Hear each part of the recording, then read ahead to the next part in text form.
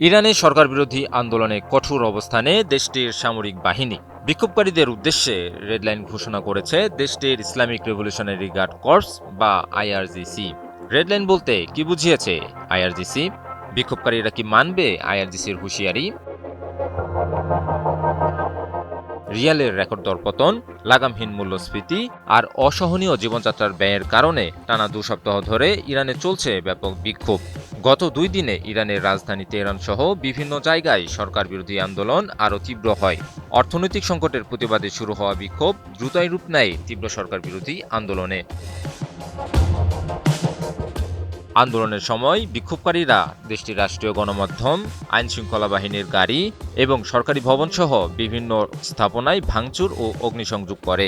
শনিবার এক বিবৃতিতে আইআরজিসি দেশের নিরাপত্তাকে রেডলাইন বা চরমসীমা হিসেবে ঘোষণা করে সরকারি সম্পদ ও জননিরাপত্তা রক্ষায় সর্বোচ্চ শক্তি প্রয়োগের হুঁশিয়ারি দেয়। ইরানের রাষ্ট্রীয় টিভিতে প্রচারিত এক বিবৃতিতে আইআরজিসি দাবি করে, গত 2 রাতে সন্ত্রাসী গোষ্ঠী সামরিক ও আইনশৃঙ্খলা বাহিনীর স্থাপনাগুলোকে লক্ষ্য করে হামলা চালায়। এতে কয়েকজন সাধারণ নাগরিক ও নিরাপত্তা সদস্য নিহত হন।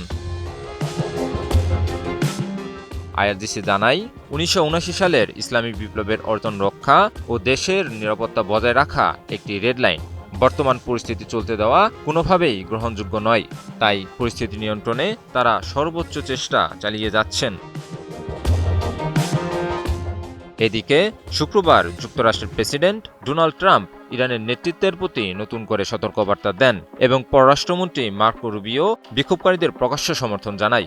মার্কো রুবিও বলেন, যুক্তরাষ্ট্র ইরানের সাহসী জনগণের পাশে আছে। এর ঠিক পরেই তেহরানের পক্ষ থেকে এই সামরিক পদক্ষেপের ঘোষণা এলো।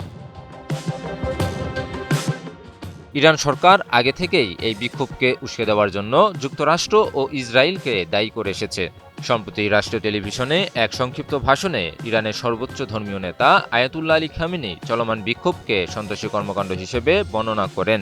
তিনি বলেন, বিক্ষোভকারীরা যুক্তরাষ্ট্রের প্রেসিডেন্টকে খুশি করতে নিজেরাই নিজেদের রাস্তা ও জনসম্পদ ধ্বংস করেছে। কি বুঝলেন ভাই? অনলি যেটাই চাই। খামেনি দেশবাসী এবং তরুণদের ঐক্য বজায় রাখার আহ্বান জানান। তিনি সাফ জানিয়ে দেন যে কোনো ধরনের নাশকতার মুখে তার সরকার বা ইসলামী প্রজাতন্ত্র পিছু হটবে না।